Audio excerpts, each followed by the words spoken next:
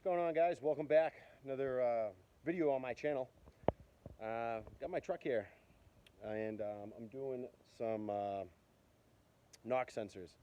And I'll tell you what, it's not fun. This is my second time doing it. I got AC Delco this time. I'm not messing around. I watched enough videos and did enough research to figure out how to do this the right way. Let me flip you guys around. So, all right, I've already took off the intake tube, which is down here. Take the shroud off. That's a 3-bolt cover that basically mounts right up here and mounts this main harness to the top of the intake. So I went around and I removed, let me see, this hose from here, breather hose. I removed all this bracket, this harness that flops over this way. And all of these are your injectors. So unplug all those. There's a sensor on top back here. Unplug that. And then all 4 are on this side. Unplug that. And then you're going to have 1, 2, 3, and then 4 bolts back there. You're going to need a fuel line disconnect to take that apart. And then this is a little tricky right here. This one. You have to push one way, slide up a little bit, and then push the other way to slide this up off this. Be careful, be very careful with that. That's part of the emissions.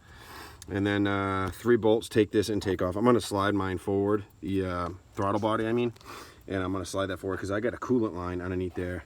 I think this truck has the snowplow package, so that's why there's an antifreeze line, so it keeps this from, I don't know why there's a coolant line, but some people say from building up ice. I don't understand that, but anyways, yeah, so there's the plug right here, which I changed the wire harness before. This is for the knock sensors right here. So that harness is fairly new, and it's gonna be interesting to see what it looks like. I'll have to look online and see when the last time I did this, but I went and bought aftermarket. Not a good idea. Do it once and get the AC Delco knock sensors.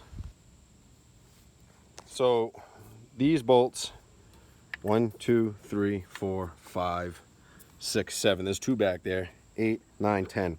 There's 10 of these. They're 8 millimeters, and that's going to take the intake off of the valley right here.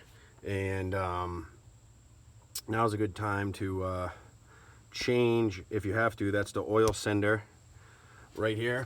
That's the oil sender. Where is it? Right there. And that's the cam position sensor.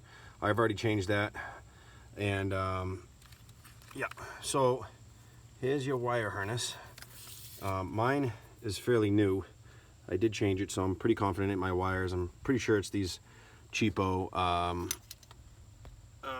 knock sensors that got me in trouble. So I want to clean up all this stuff.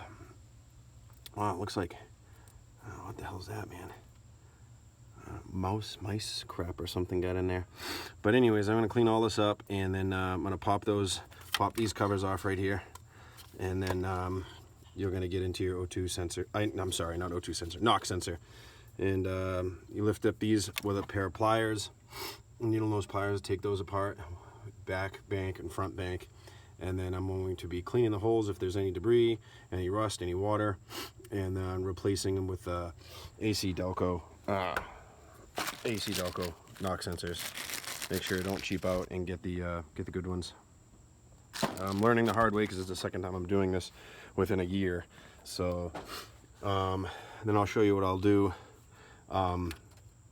in front here.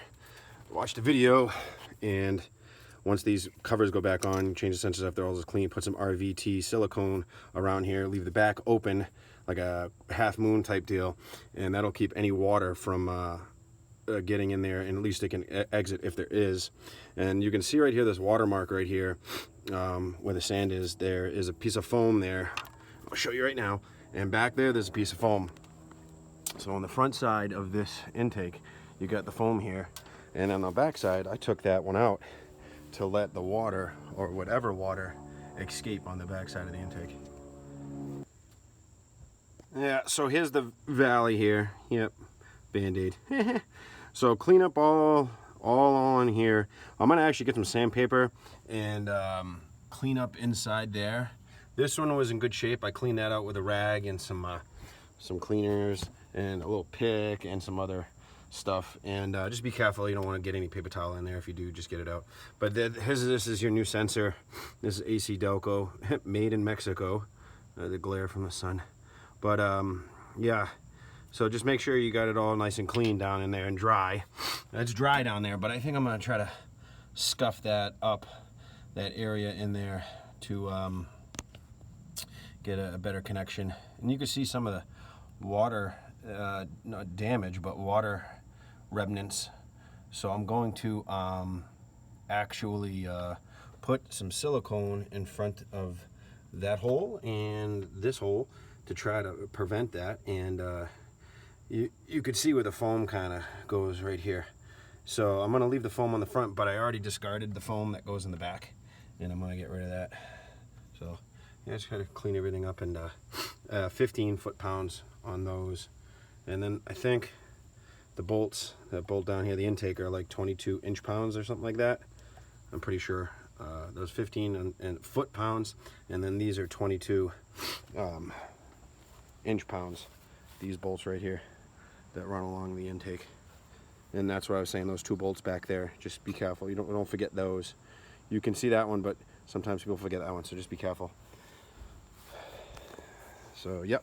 I'm going to try to clean that up and connect everything back on. And here's my wire harness. I actually put some more wire loom on it to protect it underneath while it was sitting on the valley.